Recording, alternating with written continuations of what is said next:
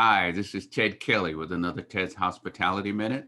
Hey, today we've got a great guest on. Her name is Natalie Castillo. She's a first vice president with CBRE Hotels Group.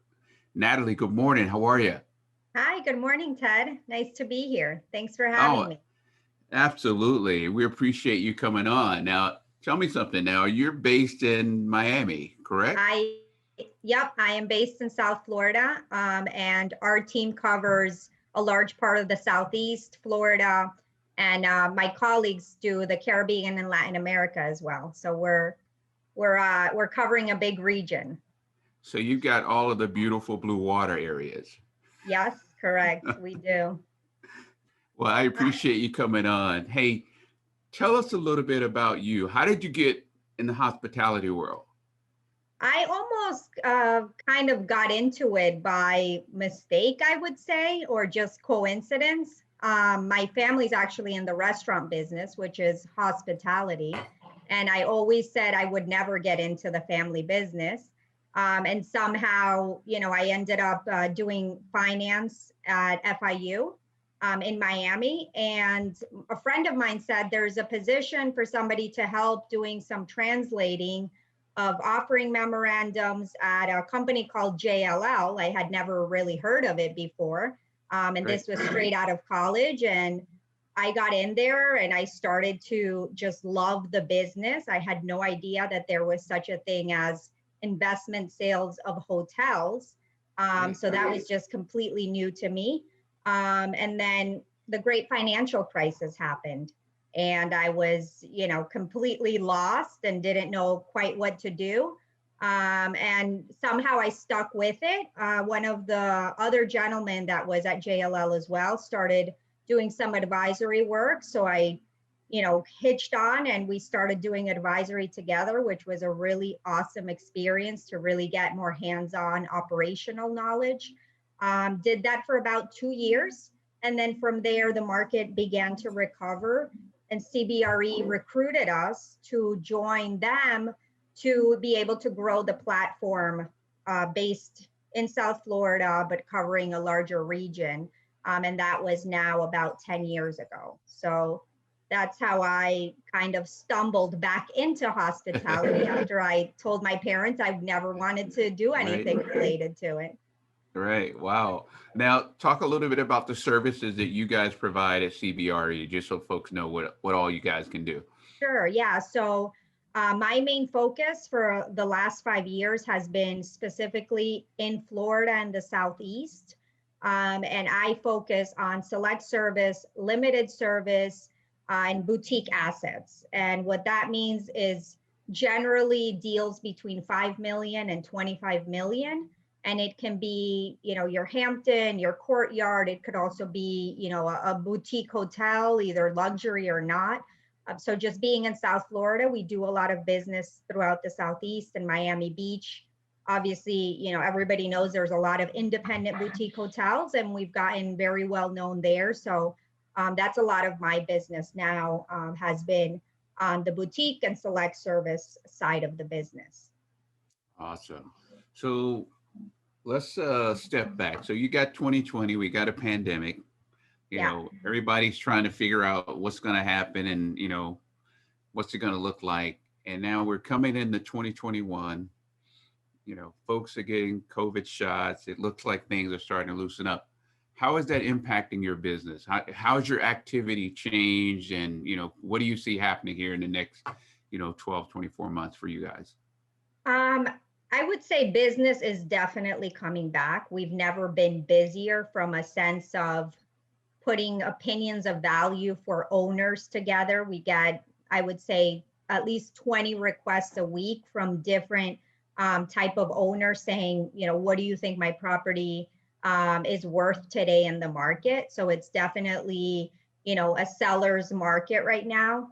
And there's a lot of capital out there. I would say we still are seeing, for a large part, a wide gap between buyers and sellers' expectations, which is why in my specialty, which is on the boutique, select service, limited service, we have not seen a tremendous amount of transactions, just because there's still a big gap expectation. And I would say part of that is because the Southeast and Florida in particular has fared so well through the pandemic, that owners right now are doing better than they've ever done. I mean, we're Right. seeing properties that are doing double what they did in 2019.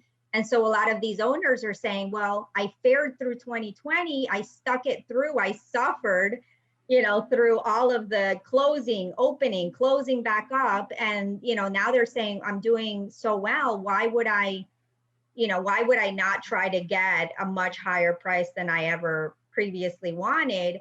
And the reality is that, it is an anomaly year. It's a year like no other. And there's still very little international travel, and people are still only traveling domestically for the most part. And so Right. a lot of those things from the investment community are seen as it's going to normalize, right? And then that's the gap with the buyers, right? A lot of the buyers are still underwriting to 2019 because they know this year is just a year that is doing so phenomenally well.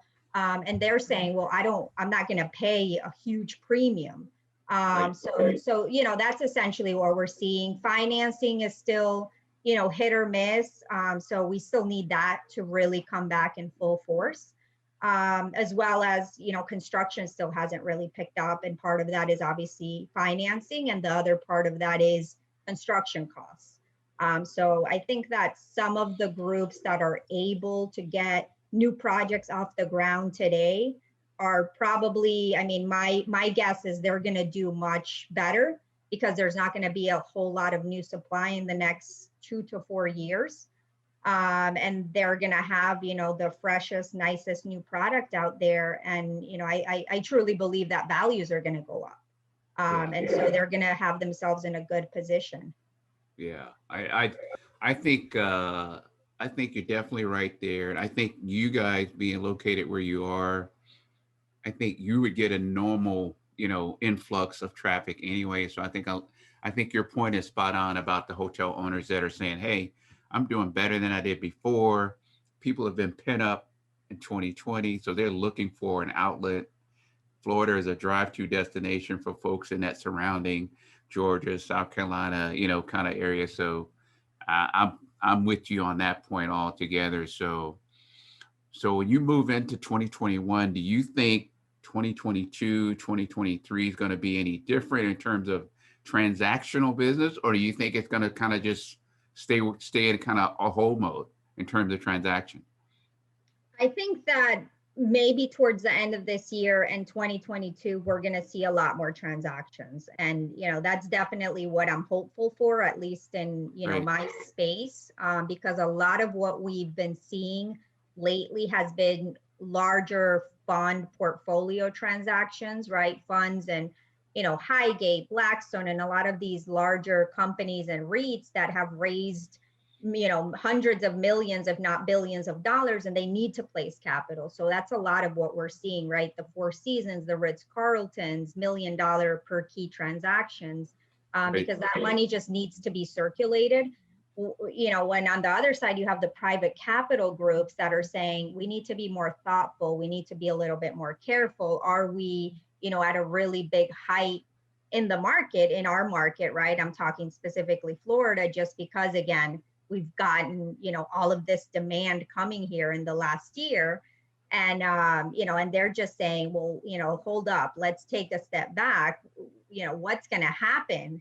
And a lot of people are saying, the mark is Labor Day, right? After Labor Day and kids are back in school and people Right. are more vaccinated, other countries start to open up. Maybe they're not going to come to Orlando or to Cocoa Beach anymore, and they're going to be going down to the Bahamas, or they're going to be traveling abroad. And so that's for all of us to see. We don't have a crystal ball, but there is the possibility that begins to normalize the market a little bit. And so I think as the market normalizes, sellers' expectations are perhaps going to be tamed, and then we'll see that market meet and be able to hopefully, be able to get more transactions completed, because that's what we need, right? We talk about, cap rates. And, I get emails all the time from different clients saying, what's the latest cap rate survey? Where are cap rates? And it's like,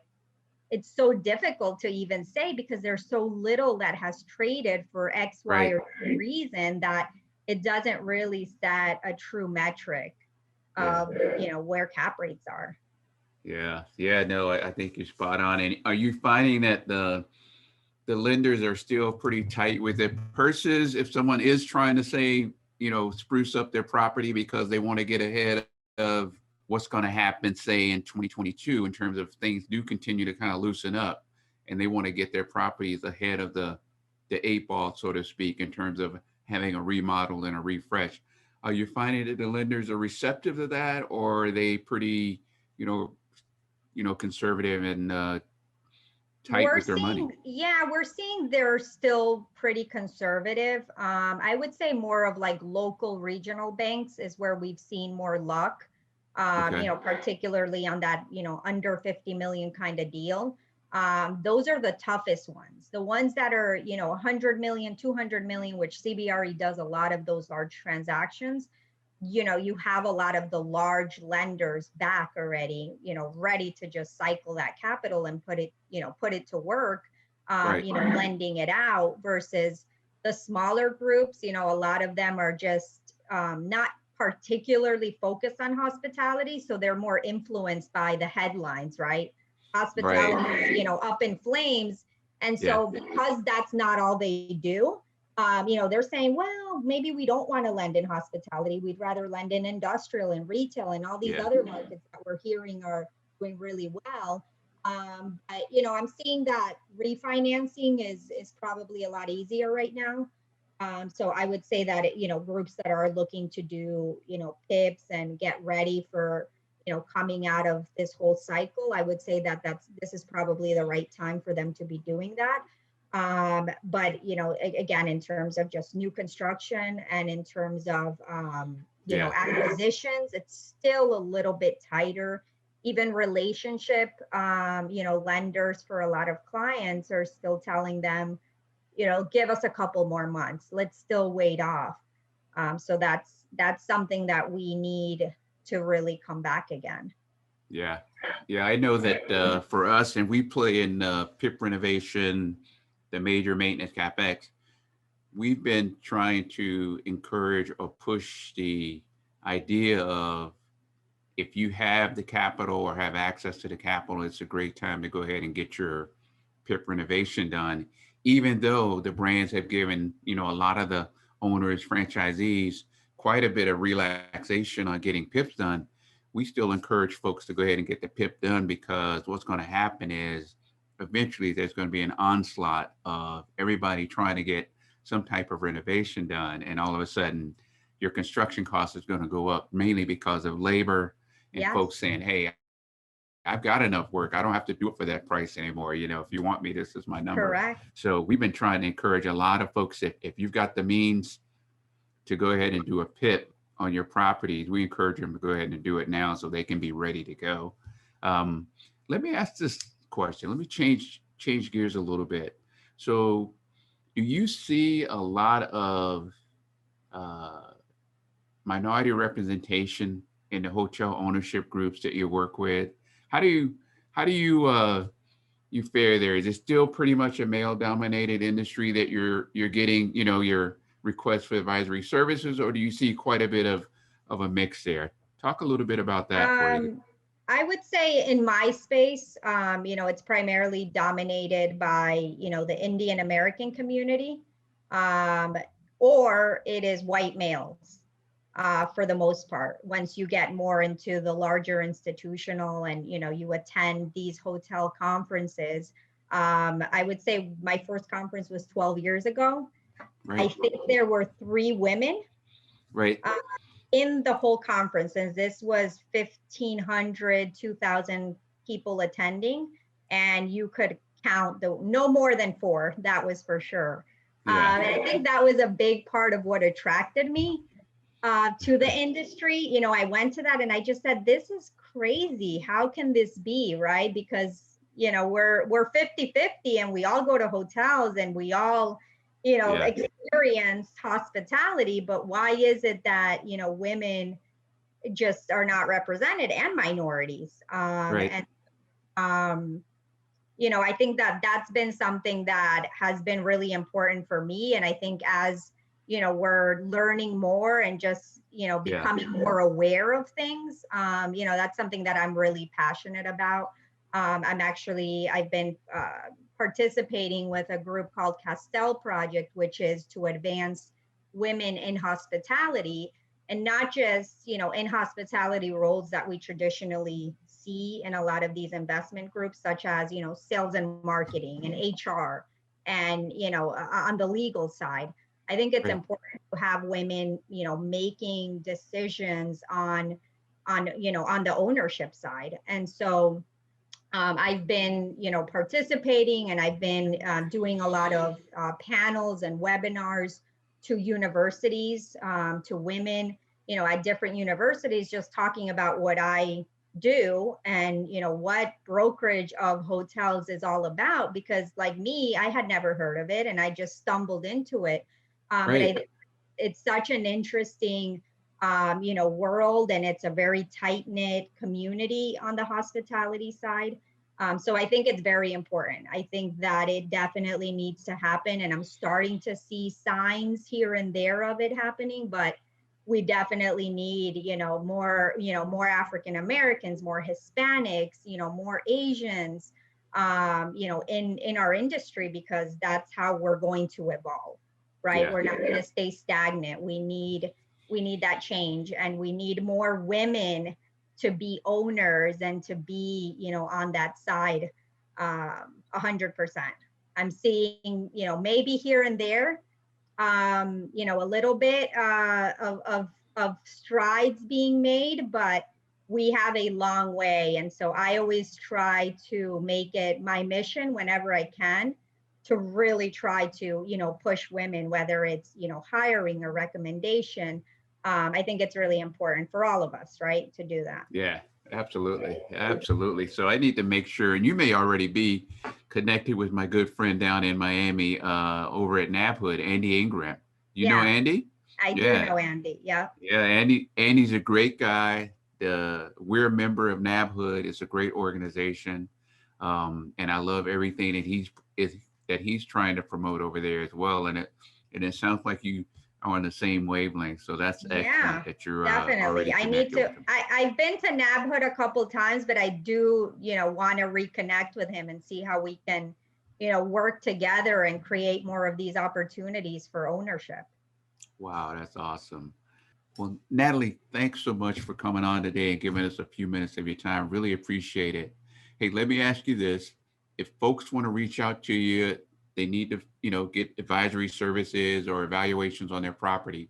How do they do that? They can reach me directly on LinkedIn. They can reach me by phone. My phone number is 305-381-6452, or go ahead and shoot me an email, which is natalie.castillo@cbre.com. And I will get back to you within 24 hours. If you're a buyer, if you're a seller, if you're looking to do a hotel within, our region, Southeast Florida, I'm glad to connect, and start a relationship. So please reach out to me. Happy to help in any way. That's awesome. This has been another Ted's Hospitality Minute, guys. Thanks so much. You guys have a great day.